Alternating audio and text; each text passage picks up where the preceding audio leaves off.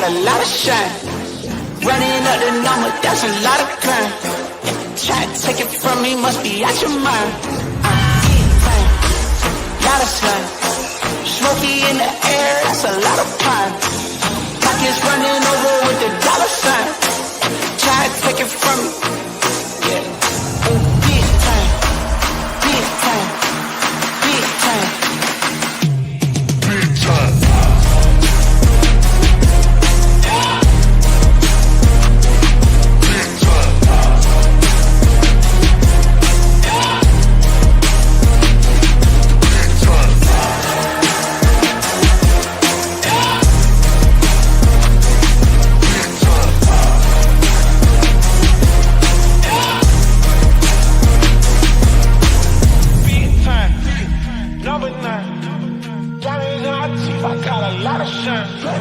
Running up the numbers, that's a lot of crime.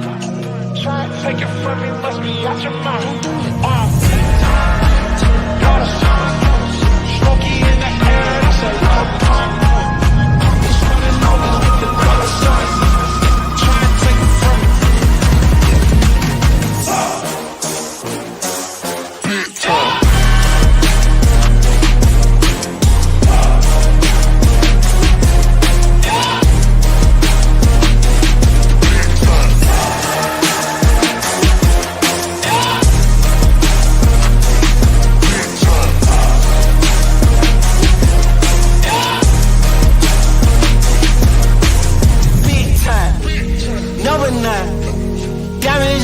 I got a lot of shine. Running up the numbers, that's a lot of grind. Try and take it from me, must be out your mind. I'm big time, lot of shine.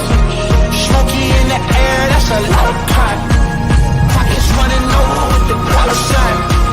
Try and take it from me, from me, from me.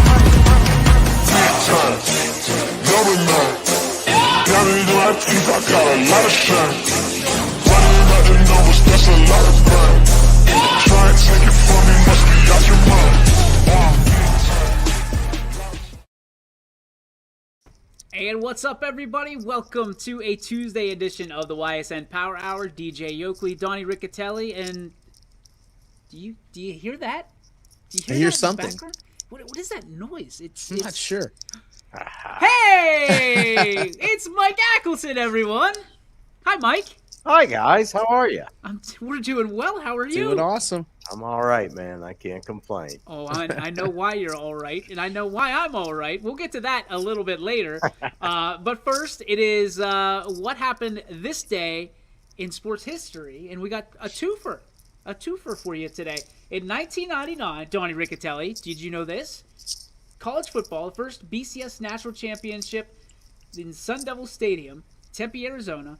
Number 1 Tennessee beats number 2 Florida State 23-16 at the 28th Fiesta Bowl. Do you recall watching that? I do. It wasn't T. Martin though, was it? I think it was. Yes, it was. Okay. Right before Peyton Manning. Correct. That's right. Because wasn't that the Tom Brady year? Yes. That they won the Rose Bowl. And well, it was that T. Martin, the stupid Steelers picked T. Martin over Tom Brady. Well, like everybody picked everybody over Tom Brady. There's an expectation. Yeah. There's an expectation, gentlemen, that we will talk about in just a little bit. But that could have affected the space-time continuum that we saw last night. Let's the second one, Mike, I think is one that you're a little bit more, I don't know, flush with, I guess is the thing. So it was at 1976, the AFC Championship, Three Rivers Stadium in Pittsburgh, Pennsylvania. The Pittsburgh Steelers beat the Oakland Raiders 16-10. Tell me about that. It froze overnight. Part of the tarp came up. The AstroTurf was like ice. They were trying to chip it away. They were trying to do everything. John Madden wanted the game canceled. God rest his soul. He's still angry about the Immaculate Reception, but the 1976 game is probably the one that just gets him even more because they were trying to be back-to-back champs, and the Steelers ruined that. Oh my goodness. They could not throw on the outside of the field because it was ice. These are the ones that nobody talks about. Everybody talks about the Immaculate Reception. Nobody talks about the Ice Bowl, Mike. And that was a Steelers Super Bowl champion season? Absolutely. That got them back on the run of the second two. Oh my gosh. Oh my gosh. It is the day after the big game, so to speak. We had a great night on YSN. We're going to talk, just a forewarning, we are going to talk a little high school sports. We have the power rankings that have been out. But naturally, we have to talk Browns Steelers for the majority of the show, because now that the aftermath is here, we are going to solve the world's problems from Cleveland to Pittsburgh about what these two teams should do moving forward. It might not be pretty. It might not be pretty for fans, and if you are easily offended, you probably should tune out, because I know Donnie's got all the answers for the Browns, and I know Mikey's got all the answers for the Steelers at this point. So you do not want to miss this. But first, we got to get to some business at hand, and that is this week's Power Rankings, brought to you by friends at Armida's Cucina. This week's Power Rankings brought to you by Armida's Cucina, perfect for your graduation party. If you're looking to make a splash this graduation season, make sure you book Armida's Cucina at armidascucina.com. No more time to waste, and it is the ladies leading off the Power Rankings this week. In Week 5, it's Salem at 10-1 for their second week at the top of the charts. Liberty standing strong at 10-0 at number 2. Moving up from 4 to 3, the Poland Lady Bulldogs. Canfield with a slide after that loss to Salem goes down to number 4. West Branch stayed sturdy at number 5 at 9-3. Howland also staying in the game at 5-5. Springfield at 9-1, going to be number 7. Louisville number 8. Brookfield number 9, and Champion rounds out the bunch at number 10. Let's look at the boys. East Liverpool still looking strong at 7-1 with no end in sight. They top the charts for the Power Rankings this week. Campbell Memorial at 7-1, also a strong number 2. Cheney at 6-3, haven't played a game since Christmas. They will stay at number 3. Springfield climbs from 6 to 4 at 6-0. West Branch also 6-0. Will go to number 5. Louisville at 7-2, our number 6 team. Ursuline stays on the board at our number 7 spot. Howland at 6-3. They will maintain the number 8 spot, while Cardinal Mooney and Struthers make an appearance here in week number 5. Again, thanks to Armida's Cucina for sponsoring the Power Rankings. All right, guys, let's get back to the girls' side. When we look at this, Donnie, I had so much trouble looking at this, just 10 of them, right? Because there's so many different teams that are on the outside looking in. Champion is sturdy as can be at that 10 spot. I think they're only going to move up.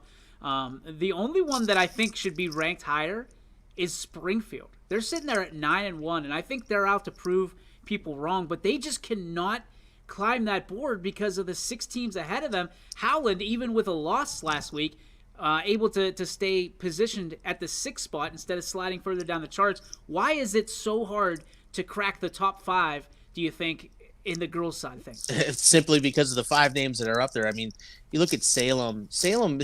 I was lucky enough to do the game with EB last night at the Jackson Milton Boardman game, and I talked to him briefly about just the start of what the Salem Quakers are doing so far this year, and it's like they're just such a solid team. They're playing such great basketball, and you know what? I'm not talking about Liberty enough. I mean, they're sitting there at 10-0.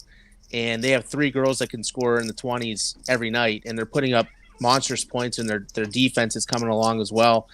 But it's gonna be almost impossible for even Howland to crack the top 5, because I mean you're sitting there with Poland, Canfield, and West Branch, who on any given night can beat each other up, and they would annihilate the rest of the field, in my opinion. So, I do think Champion, for some reason that you have them at 7-0. I thought they lost in the holiday tournament. It was a quick game, like a quick pickup game for Howland to go up against Champion in that Rossi tournament. And I think right. Yeah, I think that is a loss, but that's okay. Champion still is deservedly so at number 10. It's just crazy because like Springfield at 9-1, they're a phenomenal basketball team. But man, if you put them up against anybody in front of them on this list, they're going to struggle because, J.C. Mullins can't be everything for them. These teams here, they have dogs, big dogs, all over the place. No pun intended, right?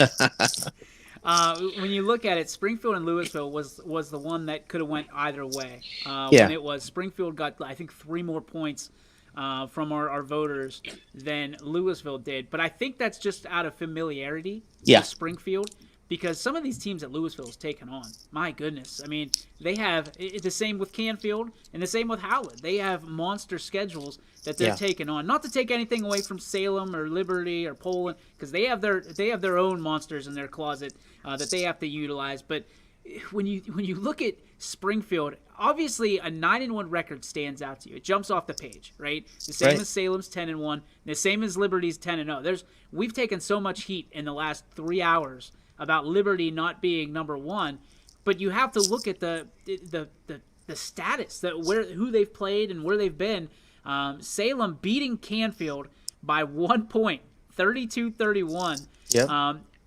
Rightfully so, only dropped Canfield 1, but to me, it was less about Canfield losing that game and more about Poland being as impressive as they have been in the last month and a half. Right, but DJ, look at this list.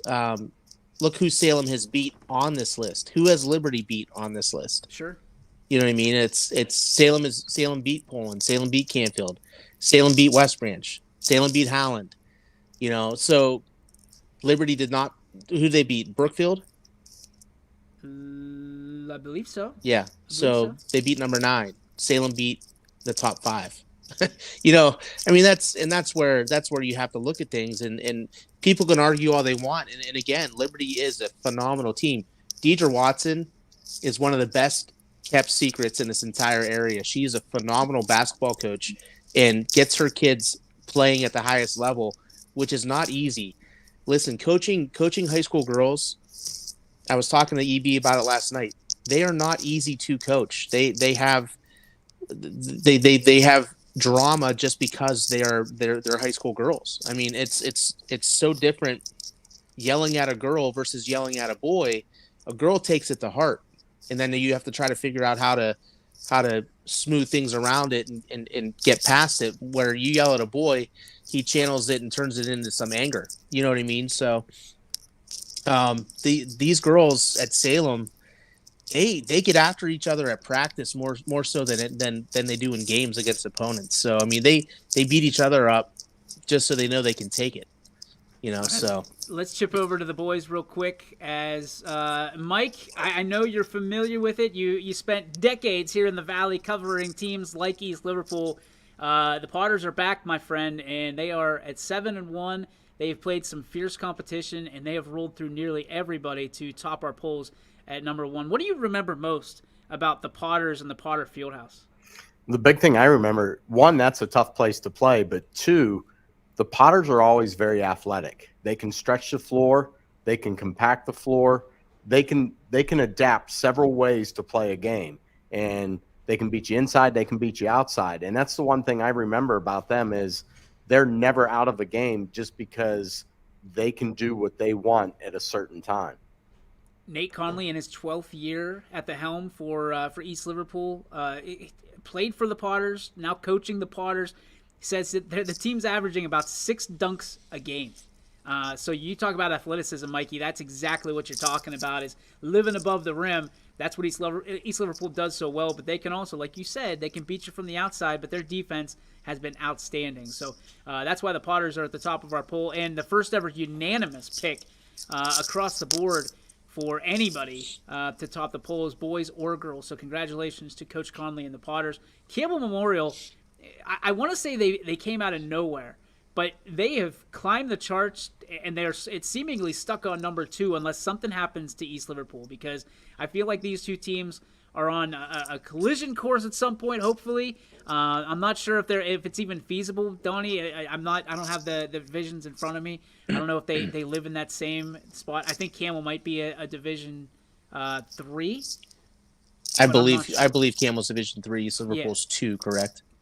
Yeah. So unfortunately, the only way they're going to play each other would be if we can help facilitate that, I think, which would be, listen, I think that'd be one of the fun games. That and Cheney. East Liverpool versus Cheney would be phenomenal. Yeah, it'd be like 5 Slam and Jamma. Yeah, it'd be like watching the NBA, and I can get behind that. Cheney did not play a game, and I think that's the only reason that they that they didn't slip at this point. You know what I mean? Because there's a lot of eyes on them. And listen, if you love Cheney, you love the Cowboys through and through. And you know the Cowboys I don't know what they're going through right now. They've got some tough opponents, surely, but they've got to be able to play better basketball together. Because who was it they lost? I know we've talked about it on the show, and obviously it was on the network. I know Romo and I'm dropping his name right now. I know we had it on YSN, and it was who was it? Was it Harding? Well, they almost lost to Harding. That's what it was. Harding had a foot on the line. That's what it was. For That's 2. exactly. Cheney ended up winning by 1, but Cheney lost to Boardman the beginning of the year. Yep. And then they had to basically play Boardman 6 days later. They beat him in Poland, and then they had to turn around and host the Akron St. Vincent St. Mary Irish. So, who a week prior to that was at the Staples Center playing Sierra Canyon on ESPN. So, that one of those losses is not like the others. So, but I mean, Cheney's going to be a solid at that 3 spot for a while. I don't see how anybody can knock them off unless they go on a massive losing streak, because no knock on Springfield or West Branch, 2 solid undefeated teams. But if you went up against the athleticism and the size and speed of Cheney, I don't think either of them get out of there with a victory. I mean, as disciplined as they can be, Cheney still can dictate the game. They're big, and they're physical, and they are athletic, and there's some of our pollers are the people that vote, and they're falling in love with Springfield, and I understand why, but you have to look at the body of work. There's a lot of people that were scratching their head when South Range took them to 3 overtimes. And I was among them. I'm not going to lie to you. Nothing against South Range. Everybody knows my feelings there. But there's a lot of people that said, wait, Springfield and South Range went to triple overtime, and Springfield pulled it off just kind of at the end of the day? Is that an oversight? What was that? There's a lot of people that are speculating. West Branch, I think... my vote was West Branch in the 4 spot, Springfield in the 5 until you see them get it together. But there was obviously a lot of people that felt differently. I still think Louisville, because of where they're located and because they play at the same times as everybody else, people have not been acclimated to Louisville. It's like Pac-12 football. People aren't watching Pac-12 football, so they don't understand what's out there. Louisville is a team that they can shoot the lights out. They play great defense, and it's 7-2. Again, it's deceiving. Yeah, very deceiving. I think you look at like opponents too. I mean, Boardman played Cheney. They scrimmaged East Liverpool, and what I was told is East Liverpool had their way with Boardman pretty good. And Boardman played Louisville. They lost to Louisville by 9 at Louisville. I mean, Boardman's still one of the top teams in the area, even though they're on a 5-game losing streak, which are going to end tonight at Howland. So, I can't wait to go to that game. But yeah, I mean, Louisville has always been one of those teams where you don't want to go there and play them. They're going to slobber knock you up and down the court. They're going to be physical. Louisville, to me, reminds me of what East Liverpool would do, but East Liverpool just has more talent right now. Yeah. So. The biggest slide of the week came from Ursuline, who slid from 4 all the way down to 7 with a 6-4 record. Again, do I think Ursuline will be there when it counts? I do. Probably. I think they're going through some growing pains right now. And a tough loss against Liberty. That's where my voting ended up putting them down, because I actually voted them up a couple weeks ago. I had them in the top 4. Well, I still can't figure out how Liberty doesn't crack this yet. Liberty has been impressive. Yeah, but again, all the pieces to the puzzle have to fall for them. I mean, they have to. That's true. They have to put complete games together. They haven't done enough yet. Maybe they'll crack it next week. Howland, a team you'll be seeing tonight, 6-3. They come in at number 8. Carter Mooney staying strong at number 9, second week in a row, and Struthers making an appearance, which I think is. Wait, how did you say that? Oh, I'm sorry. Strutters. Yes, thank you. Strutters. The Wildcats make an appearance at number 10, making their debut on the charts here in week 5. Do you like Struthers in week 10 cracking the code? I'm okay with it. I mean, I think they had a nice win last week. I don't see why. I always said 8, 9, and 10 can be interchangeable with 11, 12, and 13. So I'm perfectly fine with it. Other teams getting votes. We'll let you in on that. Jefferson, Liberty, and I'm trying to think who the other one was. Hang tight. It is Jefferson. That's it. Jefferson and Liberty and Struthers. So, and Struthers obviously won by 1 point over Jefferson. So Jefferson is a team on the rise. So keep an eye on that. Ton of games in January would really amp up the power ranking discussion. I think so. I think this has really worked out well. For the first time doing it, the power rankings, and we get more voters each and every week. The stipulation is you got to watch a lot of basketball. That's the stipulation, because we don't want people just coming in here and homering it up, because we don't want to disrespect anybody from any standpoint. But the top three, I think in both are spot on. To me, it's always 4 through 10. Well, if I had any hair to pull out, I'd pull it out. But I'm sitting there and I'm like, how do you not include somebody in this? Because a lot of these teams don't play each other. Louisville, what a coup for them to make it on both lists, because they're in that coverage area, like a Garfield or like a Wyndham, that they're just kind of in the middle of nowhere. Like they're nobody's coverage area, and we claim them. They're one of us. They're the misfit toys, just like all of us here at YSN. So kudos to them. I do want to once again thank Armidas Kachina for their sponsorship, their partnership.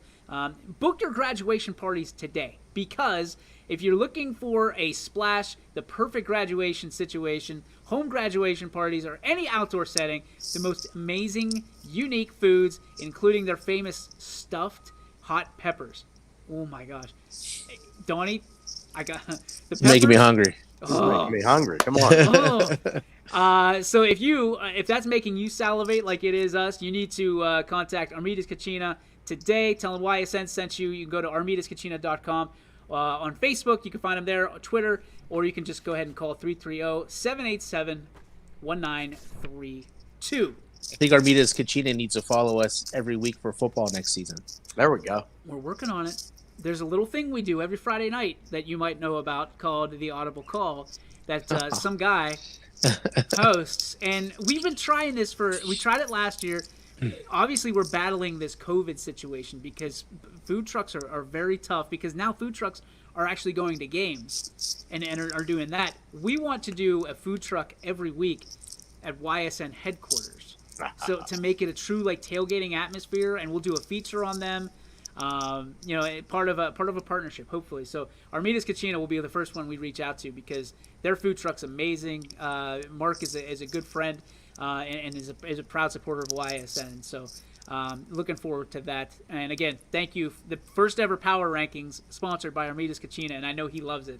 He loves when we talk about his food, because you can't say anything bad, because there's nothing bad about it. There's just absolutely nothing bad.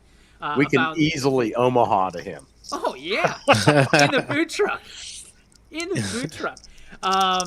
All right, guys, we're going to talk about this for pretty much the length of the show. We got to take a break at some point, so we'll monitor that. But I do want to talk about the game at hand last night. I'm going to preface this. There's going to be some feelings hurt, not necessarily on this show, but there's going to be people that are going to watch this and say, oh, they're just Steelers fans, da-da-da-da-da, How many Steelers fans does it take to change the light bulb on? Nobody knows, because they just talk about the past. Yeah, we've heard it all. Heard it all. But last night, obviously a very emotional night in Pittsburgh for so many reasons. When the gunslinger, number 7, I want to say probably played his last down in Heinz Field. As a Steeler, can I preface it that way? So that way we're protected in case he decides to come back in a Cardinal More than likely. Yeah, more than likely. Ben Roethlisberger making his last appearance in front of his home crowd of 18 years, and goes out, ironically, the very same way he came in, an ugly win on a beautiful night with a lot of fans in tow. there's two ways to cut this cake. The Browns, did they even show up last night? And the other side of it is, was it just an emotional win for the Steelers? And does it even matter? I hate to be the pessimist on this, but something just didn't feel right last night. And it wasn't just all about Ben, because I'm the biggest Ben Roethlisberger fan you're going to find. But it just didn't feel right on the Cleveland side of things. It felt like kind of like tension that we've all felt before. Like if you're at a Christmas party and mom and dad haven't been getting along, or mom hasn't been getting along with Aunt Jan, you can feel it, man. Like the turkey's like cut, like murdered, it's like sliced up, like somebody wanted to kill the bird twice. There was tension on the sidelines. Donnie, talk to me about that. What did you see from your perspective? Because I know you love watching those games, trying to keep a keen eye on it. What did you see? Well, I think there was definite tension. The problem is the guys just found out the day before they were completely mathematically eliminated from the playoffs. And it was just weird because I felt like Stefanski gave Roethlisberger the ultimate parting gift, and that was keeping Nick Chubb on the sidelines. I mean, the worst rushing defense in the NFL, and Nick Chubb gets the ball 11 times. And, you know, one time he runs for 35 yards, and Stefanski's like, all right, you're done. You're done. Because we can't have Ben Roethlisberger lose his last game in Pittsburgh. My goodness. But it's just such a weird. It was a weird thing to see. And look, on the show yesterday, I was very, very, very critical of Baker Mayfield. Okay, the dude got sacked 9 times last night. He patted the ball like Tim Couch used to pat the ball before he would release the ball. Okay, you're gonna get sacked with a vicious defense, with a vicious pass rush, if you're gonna sit there and pat the ball around. He just looked like he looked like he was deer in headlights all night.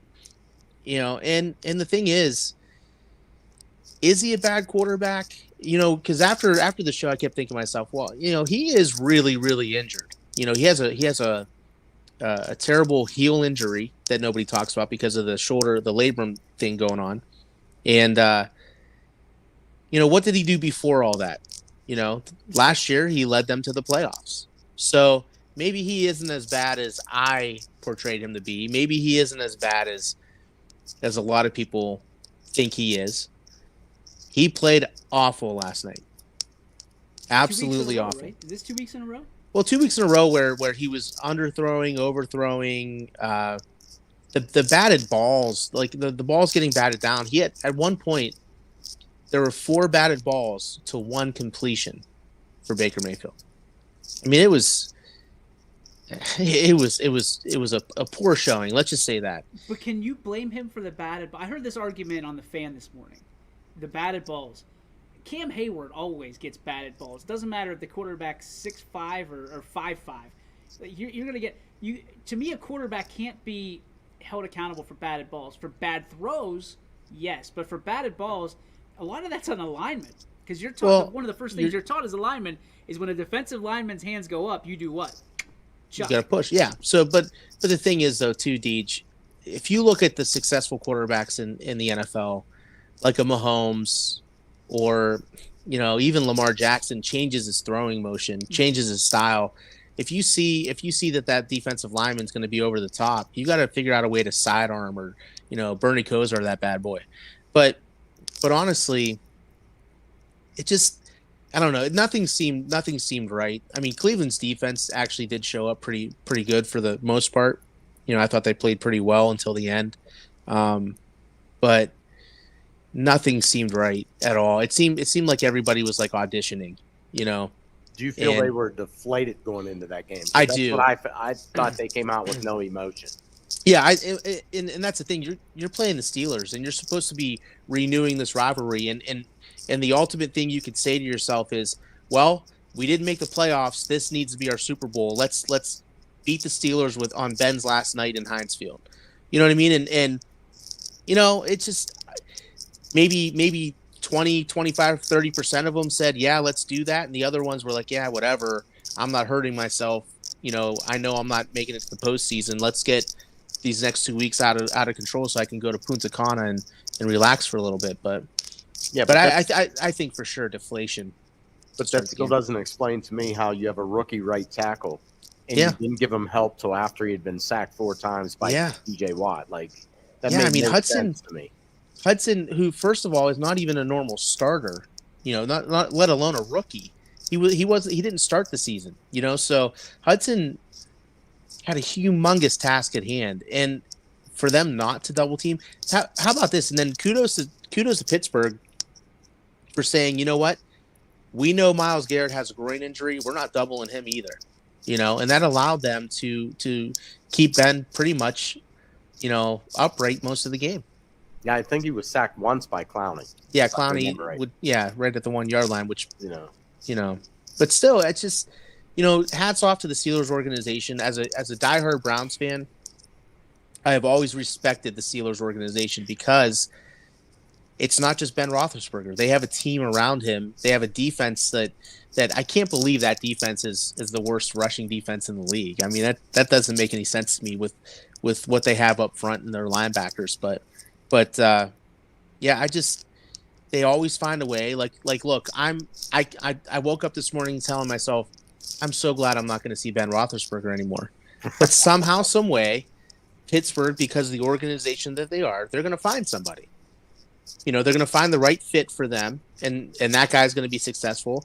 I hope to God he doesn't go 25-3-1 against my Browns the next 28 games or 29 games. But come on, sooner or later, everybody says, well, it hasn't been a rivalry since Roethlisberger won what did he win 12 straight or something like that, 15 straight.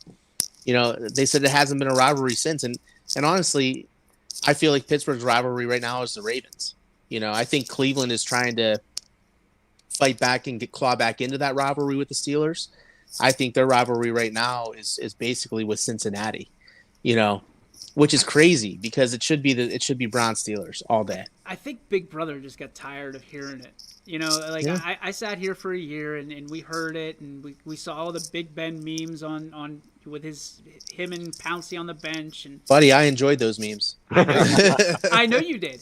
That's why it's so delicious today, because number one, I was so happy when he went back over to that same damn bench and sat down. Yeah. And all of those people, because listen, you made him cry last year. You made him cry. Why he was crying? Not the same reasons that Browns fans. No, it was for Pouncey. It was for Pouncey. It was because he didn't know he was coming back. He thought that was his last snap in a Steelers uniform. And you look at that and you go, that moment for Ben was so absolutely delicious, because he still, and they talked about it on the pregame, he still talks about when the Browns passed him over, for Kellen Winslow.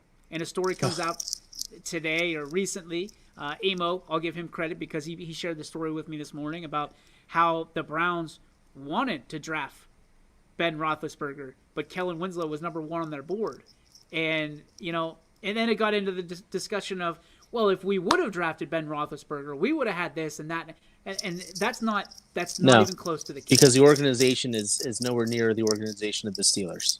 And let's be real, Mike. You're a realist Steeler fan. If Ben Roethlisberger is not the quarterback in Super Bowl 40, doesn't affect the outcome of that game. He did not make any plays that won or lost that game. No, the big plays were made by the defense. Randall L. threw the big touchdown. I mean, Willie Parker. I mean, I can go back. That block by Alan Faneca is all Willie Parker needed.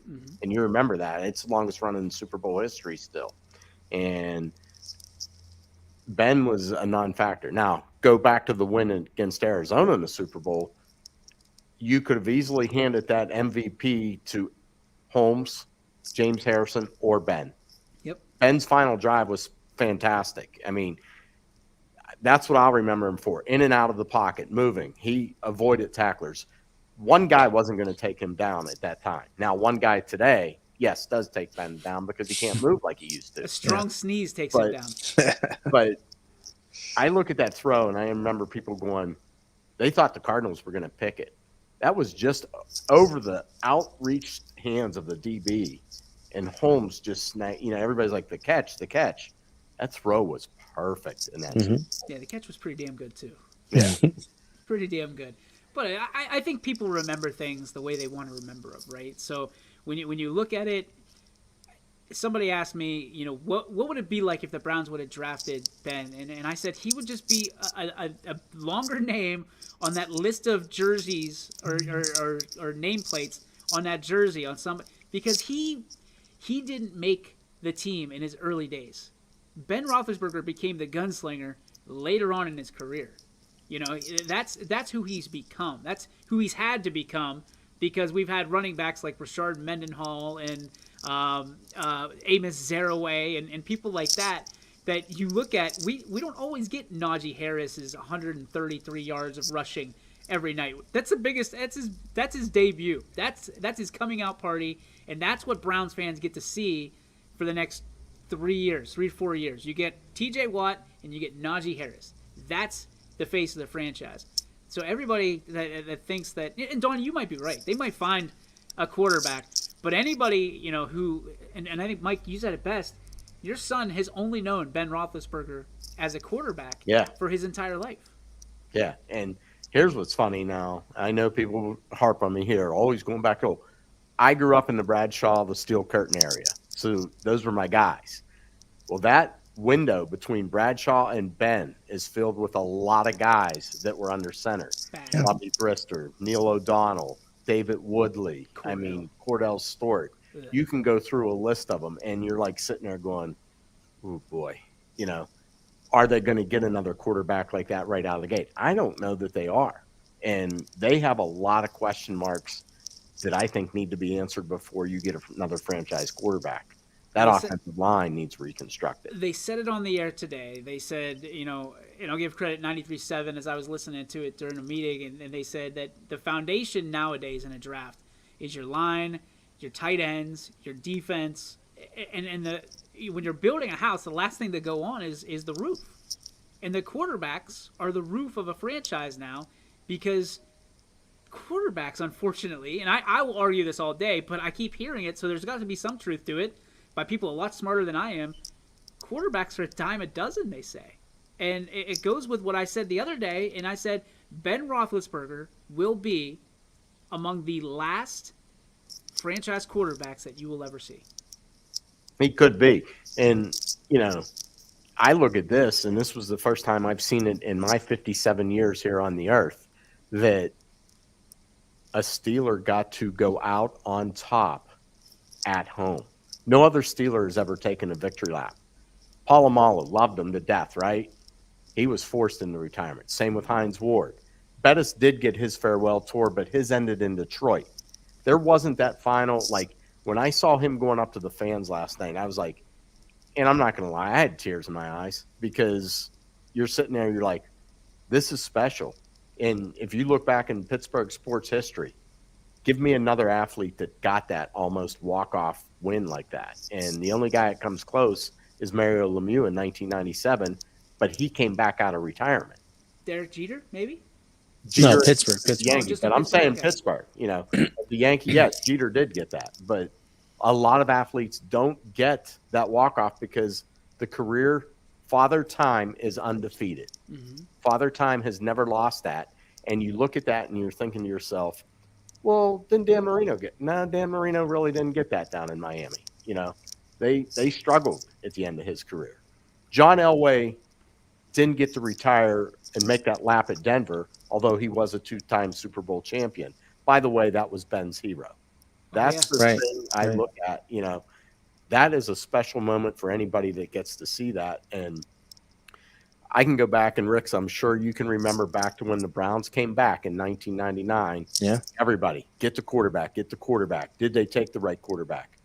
I kept sitting down in our office at WFMJ. I'm like, build the lines. You have to. The interior. And it's been a proven fact. You look at all their struggles, those lines have been weak up in Cleveland. Now they have a strong line, but their quarterback was hurt this year. Yeah, and I agree with you, Mike. I think it's quarterbacks could be a dime a dozen anymore because of the schemes. These coaches are prima donnas. Oh yeah. Okay. You're running their offense. You're not running the like Tom Brady, aside from Bruce Arians giving Tom Brady the keys of the Jeep and saying, you audible whatever you need to do, there is no Tom Brady, there's no Peyton Manning in Cleveland.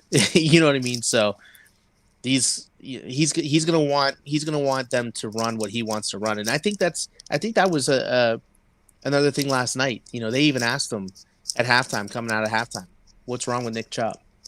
And he was like, nothing's wrong with Nick Chubb. Yeah, we're gonna run Dearness Johnson in our passing game.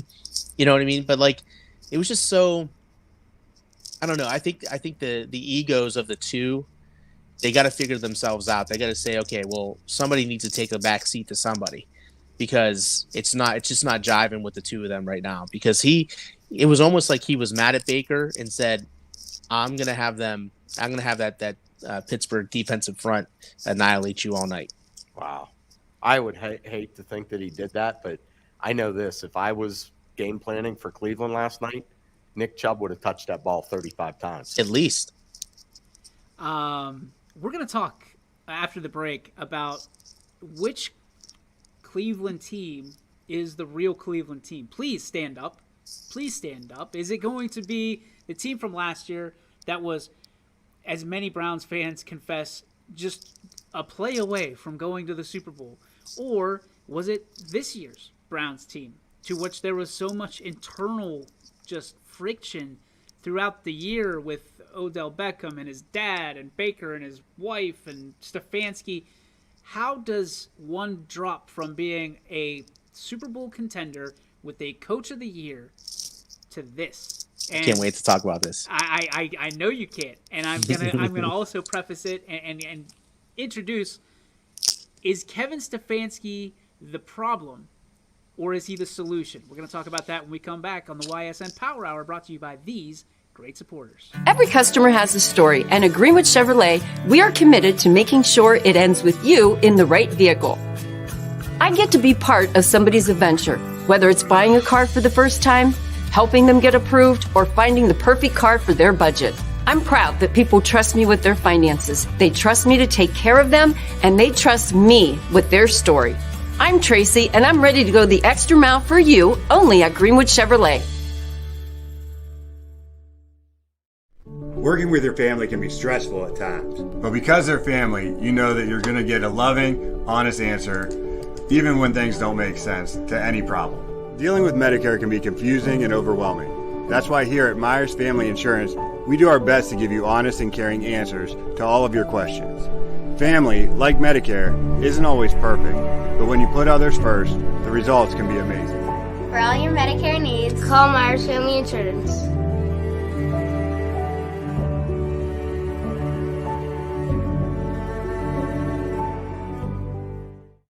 Storm season. I think we're under the gun for some heavy storms over the next couple of hours. And Storm Tracker 21 is ready. This is probably the one we're keeping a closer eye on. On air. And locally, we're going to have a lot of eyes on our area. Online. All right, let's talk high-res futurecast and the timing of this weather. On social media and on our app. Notice we'll have scattered showers on Thursday. Stay ready with Storm Tracker 21. The severe weather threat now through around sunset this evening. Hi, this is Tommy Clem, owner of WRS Insurance Solutions. WRS Insurance Solutions is a local, independent agency that specializes in life, Medicare, long-term care, and disability products. Call us at 330-953-3722 or visit us at wrsinsurancesolutions.com to learn more. Good luck to all the student athletes in the Valley. And welcome back, ladies and gentlemen, to the Ysn Power Hour. DJ Yoakley, Mike Ackelson, and Donnie Riccatelli with you here. Mike flying in for the day from his Butler home and hanging out with us, cutting some promos, and just excited to have Mikey back in the studio here. And Donnie, you're with us every day. You're one of us now. You're one of the degenerates here on this show. So yes. Let's talk about the Browns, man. Which team is the real Browns team? In your opinion, was it last year's team of playoff contenders and Super Bowl contenders, or was it last night's team and this year's team of, let's see what we got this week and throw it together? No, honestly, I honestly do think it was last year's team. If you look at the Browns on paper before week 1, and you look at that roster and the depth and everything else, and if that team plays 17 games healthy, they are beating teams, to submission. Kareem Hunt and Nick Chubb may have played in 3 games together this year. That's huge to lose a guy like Hunt to injury twice. And then, Chubb was out a couple weeks. Chubb was out the first Steelers game, And then if you look at Conklin going down and having Hudson have to step in there, and then the rest of the offensive line, teetering back and forth between injury and COVID, and Baker obviously with a crazy injury, all the drama with Odell early on where he wasn't getting any touches, and he really wasn't. I mean, I saw plenty video tape where Odell was wide open and Baker just didn't trust getting him the ball, and then you have Landry going down a couple weeks, and then you have Owusu-Koramoah, who is going to be an absolute stud in the NFL, goes down for a couple weeks, and then the back half of the safeties going down. It's just like they did a good job trying to work on their depth this year with the draft and free agency, but that was supposed to be, their security blanket. Like, hey, we got these guys. Now these guys are filling in roles for weeks in and weeks out, and you get a speedy receiver and Anthony Schwartz that was injured, wasn't ready to play, and then Higgins barely plays and everything else. But if you put this whole team together and the fact that they lost to 6 teams ahead of them in the playoffs, and most of the games that they lost were within one score, they really could have done some major damage this year. And it started with week 1 when they had I think it was a 9 or 11 point lead against Kansas City, and they let it waver, and then they had that shootout with the Chargers. And then there you go. You're falling into a hole. And I just think if they would have stayed healthy and got into a rhythm, we'd be talking about them being probably to say Tennessee is the number 1 seed in the AFC, that team is a joke. Without Derrick Henry, that team is a joke, and they're the top seed in the AFC. And I think Cleveland could have easily, vied for that spot. I think the big thing you look back, and you've mentioned a lot, go to that Raiders game. That's the COVID game for them, and they almost pulled off. Yes. And I know woulda, coulda, shoulda, and all this, but to me, there's just some circumstances that led to their bad year. And now you put on the fact, I know people rip Baker, but I'm going to defend him here a little bit. He could have packed it in and opted for that surgery back when it was first torn. He said, let's gut it out. Right. Let me try to play. And that's the type of player I like. And, I think he gave his all. I don't think that they put him in good situations. Like you said, Stefanski, I think, tried to make an example out of him last night. And I think, if you knew he was hurting, how about shotgun, quick releases, shorter routes? Those are the types of plays I would have been hitting with him. And that would have opened up that running game even more. So is Stefanski the problem? Remember, he won a Coach of the Year last year, and Browns Nation was elated. They were so excited because they finally had their guy, right? Belichick was there. He got away. And then he goes in the same thing that he tried to build in Cleveland, he goes and does in New England, and he gets 6 Super Bowl championships. And Cleveland fans, to me, have never gotten over that, because all Belichick wanted to do was make a simple change, and they wanted to go, hey, we're going to get rid of Bernie, and we're going to go get one of my guys. And Browns fans chewed him up, spit him out to the point where he didn't want to be there. And I feel like this is deja vu, boys. I really feel like Kevin Stefanski is going to say, you know what, screw this.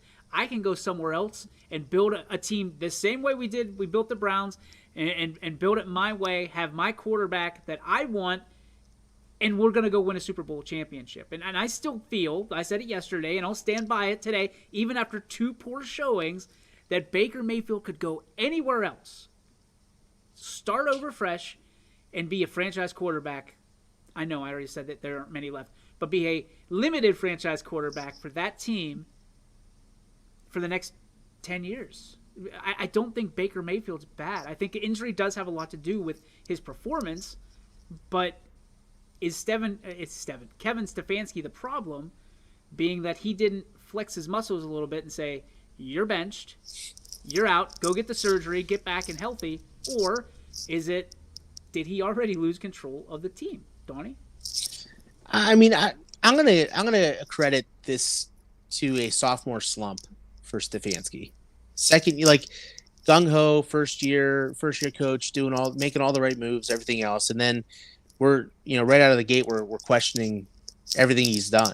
And why is he not giving the play calling to Van Pelt?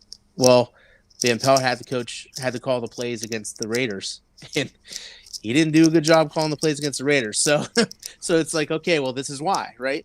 But I don't know. I think Stefanski. I think there's going to be a long, hard conversation between Andrew Berry and Kevin Stefanski in the offseason. And I think they're going to say, look, we value you. We think you are an extremely intelligent football coach. I think sometimes you've outsmarted yourself.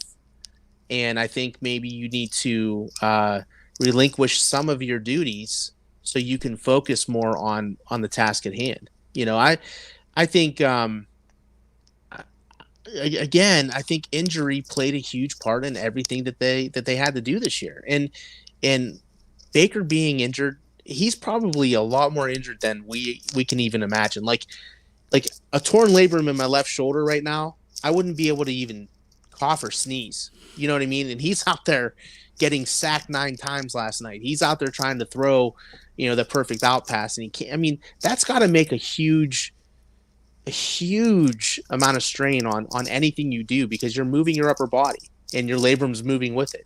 So I don't know. I'm at a loss for words on this one. I think Stefanski is the right guy.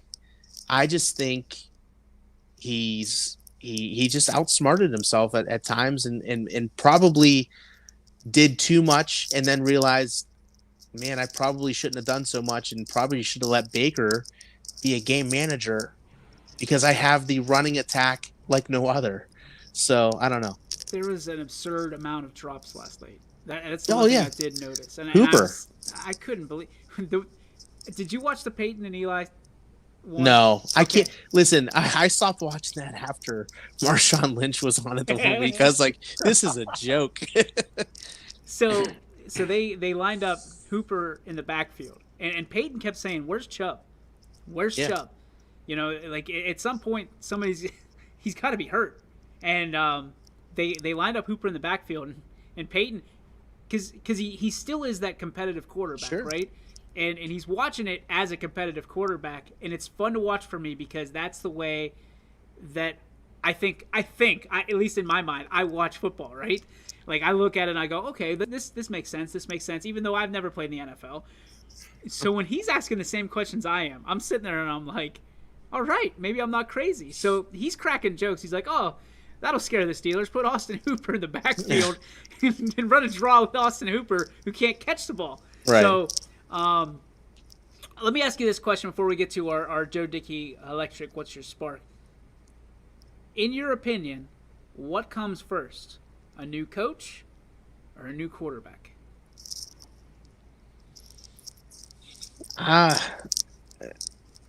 Honestly, I think they're going to be married for a little while. You don't think they're? I mean, I was before on yesterday's show. You could play the tape again. I was bashing the ever living crap out of Baker Mayfield because I was just pissed. I was like, we are mathematically eliminated with 2 weeks to go, and we should have won against the Raiders. We had the opportunity to drive down for the game-winning field goal against the Packers on Christmas. We ended up losing a come from behind. We had a come from behind loss to Kansas City. We had all these opportunities that we just floundered, and I was so mad. And maybe that was the homer in me, the diehard Browns fan in me. I was just so mad, saying, you know what, this is Baker's audition the next 2 weeks, and this is Jadeveon Clowney. What are they going to do with him? It was no, man. I think they love him, and honestly, I would keep him again. I know he had that stupid personal foul. Best pass of the night for the Browns. Throwing the shoe. Listen, I had the over in the game, and I was mad because I was like, "Oh, that 15 yards actually helps. Maybe Pittsburgh will finally score." I lost the over, by the way, because for some reason the first week it was a 25-point total, 15-10, and for some reason last night the over under was 43.5. So I was like, "Oh, it's got to go over if it's that high." Yeah, Najee tried. He tried to help you. He did. Baker didn't. Mikey, you've been on this roller coaster. He was on his back. He was. You've been on this roller coaster a time or two. You've seen head coaches for Cleveland come and go, and quarterbacks from Cleveland come and go. In your expertise, what do you think is going to come first, a new coach or a new quarterback? I honestly think it's going to be a new quarterback. I think that they're looking. I remember when they signed Case Keenum, and I was like, wow, this guy could start. And I think he could play some decent ball for him. Is he the answer? Not specifically, but I thought maybe that's why they brought him in to push Baker a little bit. But it doesn't seem like that has ignited that fire. I think Baker will be back one more year. It all depends how next year goes. Do they finally win an AFC North title for the first time since the 80s, I would say, or 90 maybe. There's a lot of ifs, buts, and candies and nuts and everything, will make it Christmas. But you got to look at it and think next year Baker is playing for his next contract. He's playing for his career. And do you want to go be a backup somewhere? Maybe. You might get another opportunity. You might not. But I look at it as Stefanski, Haslam said there would not be a short string with him when we finally got our guy. First year looked like dynamite. This year, just at times, as Donnie said, dysfunctional. Mm-hmm. And you look at it and you're like, when is this going to end? And I actually feel bad for Browns fans. I really do at times, because it's got to be miserable every Sunday to get up and think, I can't say that without a smile on my face. Is today the day I'm going to turn? Well, it's only like, I'll go back and I'm going to call this guy out. Mark Kuntz, our longtime weather guy at WFMJ. This dude was a diehard fan like you wouldn't believe. The only championship he remembers as a kid is that 1964 championship. Oh my God. That's the only thing he's seen in his lifetime. And he's like, man, I just want to see one more. I want to see one more before I leave the earth. No. Mike, do you remember what it was like when the Cavs won? Imagine that times 10. The world is not ready for the Cleveland Browns to win a world championship ever. Well, I cried like a baby when the Cavs won. Hopefully nobody's eating horse manure. Listen, I have the picture. There it is on my wall, taken from the Oracle Arena, whatever it was. I was in Sarasota, Florida, and the guy that runs he's got a photography place in St. Armand Circle, was at the game. That's his photograph that he took, and of course I had that shipped back to me with a nice little frame and everything else. But no, I'm not kidding, and you're not kidding either. It's Cleveland will burn down. The city will burn down to the ground, and it'll be crispy for a while. Let me ask you this. Go ahead. Is it the Browns or? I'm going to say Indians because I'm an Indian. I'll never say Guardians. But thank you. Yeah. Which one of them wins it first? Which one actually burns the town down? Honestly, the problem is now that they won't spend money on the Indians, they won't spend the money anymore.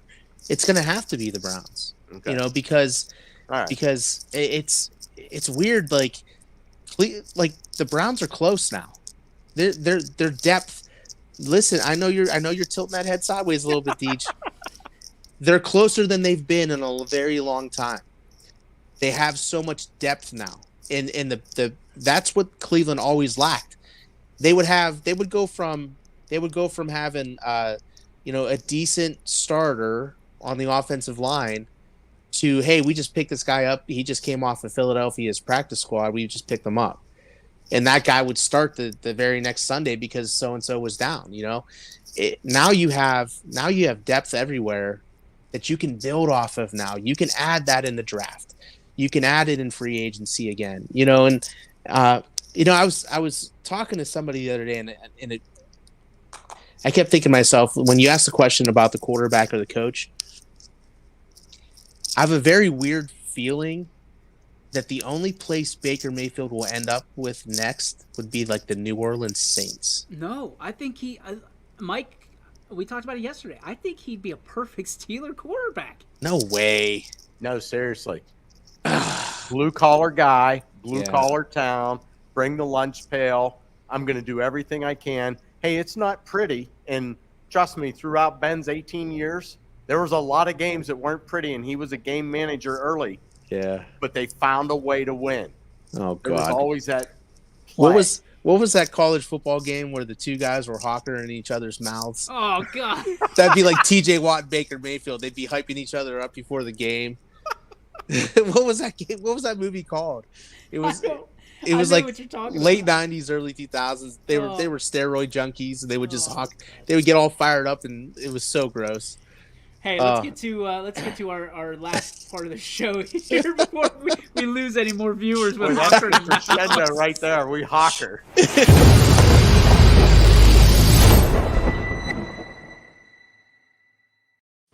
It's time for the Joe Dickey Electric. What's your spark? Presented by our friends over at Joe Dickey Electric, proudly powering the Valley for over 60 years. Mike, in case you don't know how the rules work here, we're just putting something on a pedestal, or you can rip something to shreds. It's a positive or negative spark. Being that you're the new guy, we'll let you go last. Donnie, do you want to go first? Yeah, I'll go first. I mean, my spark is obvious. I got to do a show with the Yak Attack, man. That was awesome.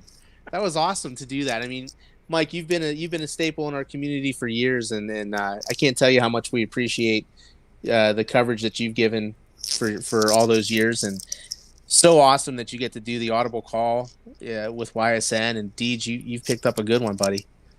We appreciate that. I was going to go that route, but I'll go a different route. Oh, you can still go. You can build on top of it. I love Mike. Mike knows I love Mike. I get to go edit his promo next. So I'll be down there sometime this week. There we go. Everybody gets a promo. Let's go. So last night, Mike alluded to it earlier. It was very emotional for so many different Steelers fans, and people will look at sports fans and they will not understand the true meaning of why things are so emotional. So Ben Roethlisberger has been the quarterback of my football team for the last 18 years rather. There's a lot that's happened in the last 18 years that I'll never be able to get back. And from a standpoint of, yes, he's an Ohio boy playing on my favorite football team. There's that, to the point where one of the last Super Bowls I was ever able to watch with my dad.